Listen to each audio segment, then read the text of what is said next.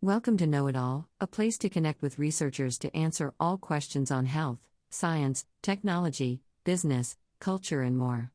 This episode on what is the history of neoclassical architecture was created for you by Blair. In this topic, Know It All will answer: what is neoclassical architecture? What are some features of this architectural style? What are examples of this style?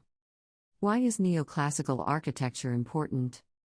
Neoclassical architecture is an architectural style that emerged in Europe during the 18th and early 19th centuries.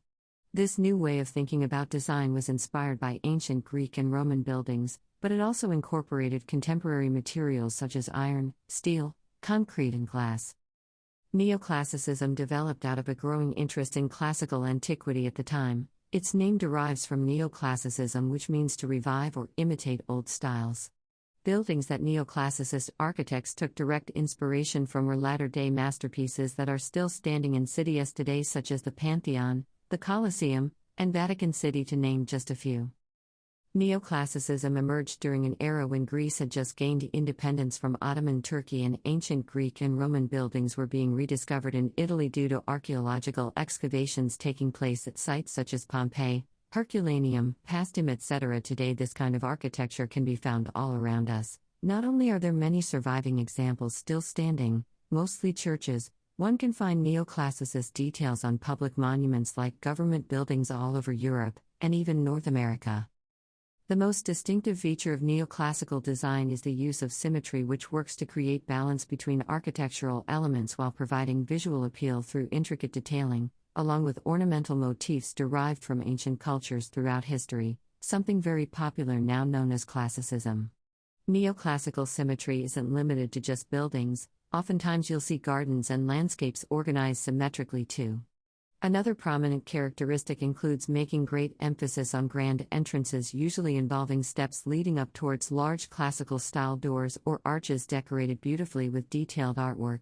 These points signify importance and authority without having to speak any words aloud. This design style worked to draw ties between the families that lived in neoclassical homes with the upper echelons of society. Last but certainly not least, is the usage of natural light filling interior rooms, thanks mainly to guided windows placed strategically atop walls accordingly designed to capture the maximum amount of sun rays possible. This resulted in elegant aesthetic results any time of day, depending on where exactly the structure is located, geographically speaking, of course. The first notable example of this type of building can be traced back to 1664, when French King Louis XIV commissioned architect Claude Perrault, who made the Pavilion de l'Horloge, Clock Pavilion, for his palace at Versailles. The structure employed simple yet grandiose forms like columns with curved bases, along with interiors featuring intricate plasterwork ceilings patterned after those found on Italian Renaissance palaces. From there, neoclassical architecture spread rapidly across much of Europe, including England, where Sir Christopher Wren helped popularize this aesthetic through many influential works, including St. Paul's Cathedral and Hampton Court Palace, both built between 1675 to 1710 AD respectively.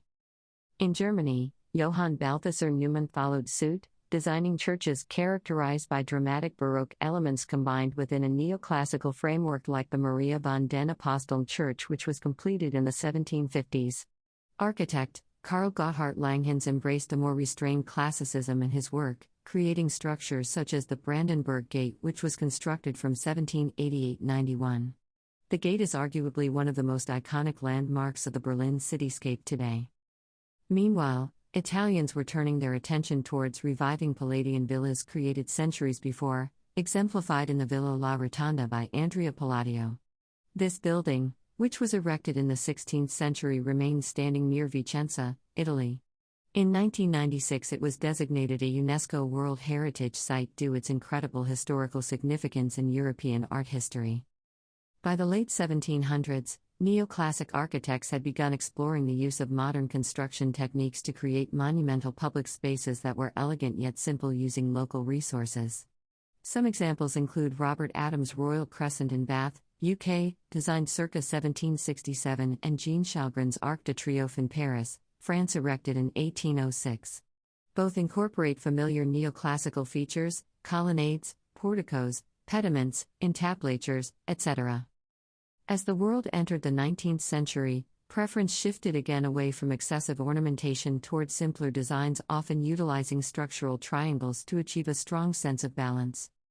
Overall, neoclassical architecture is so important because it brings together various aspects of different periods, cultures, and art forms to create an entirely unique style of its own right, based on both past and present inspirations.